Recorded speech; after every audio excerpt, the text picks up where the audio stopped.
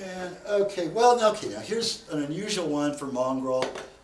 Oops, I can't get it off the stand. Do a relic a little bit. Now this is one, I did the finish on this, and I got a body from Mighty Might, and they're a guitar body and neck company. I've used their necks. Their necks aren't as finished as a all parts neck or fender neck. You've got to get it. You've got to dress the frets a bit, you know. But they make good necks. They make wonderful bodies. They're perfectly cut. And I got this from the Stratosphere in New York for a pretty good deal. It was raw, and I finished it in sort of a lavender sunburst. I stained it and then put about 20 coats of lacquer on it. I really like the ash. It's a swamp ash, extremely light. What was it? Yeah, the body was basically 3 pounds, 3 ounces. So this is something you can just play all night and it won't hurt your back at all. Now, the unique thing about the sleeper here is I didn't do the wiring.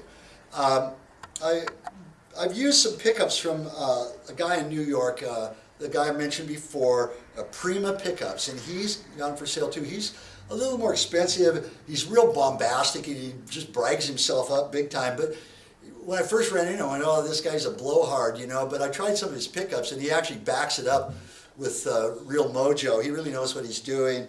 And like I said, he just sold a whole, you know, pickup set to Dave Murray of Iron Maiden, so he must be doing something right. I've used some of his Telly pickups. They're incredible.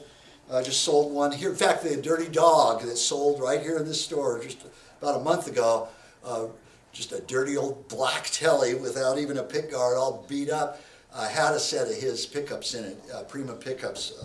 Now these are his Liberty series pickups, which are really low wound, and they're the prettiest pickups I think I've ever heard.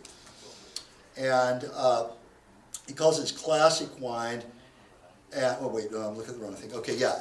They're like, the capacitance on the neck is like 4.7, 4.8 on the middle, and 5.7 on the bridge. They use AlNiCo II, which is a little weaker than an AlNiCo 5, but not as weak as an AlNiCo 3. And they give you a little different sound. The magnet is a different composite. They don't have quite as big a pull, but they've got their own character. AlNiCo II is a very popular, and AlNiCo 3. Now you see that in a lot more pickups these days. It used to be only AlNiCo 5. Now they've got ceramic magnets on the big heavy metal guitars, you know. They've got AlNiCo 2, 3, 4, 5, 8, and I think they're even inventing new ones. But the most popular, of course, is the 5 and the 2 and the 3. These have 2, so they really have a unique sound.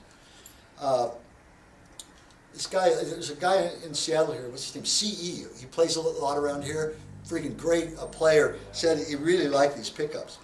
The other thing about this is, excuse me, is the wiring I didn't do. And I ran into a guy through Mike Meyer of Prima Pickups, a guy out of Florida, and gosh, I'm trying to remember his name.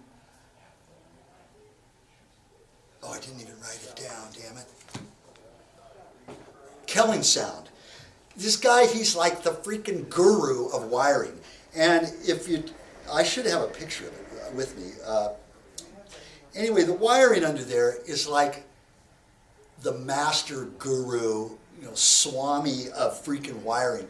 And he even puts little shrink wrap over the solder ends of the wire. You know, I mean, it's just meticulous detail.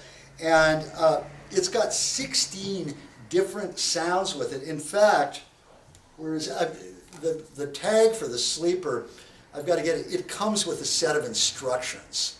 In fact, I think I've got them here, but I could, you know, it's like a page of instructions, yep, on how to do it. It's got two they're push pulls, because he wired it. I use push pushes, and it's just amazing, you know, different sounds you can get out of this guy.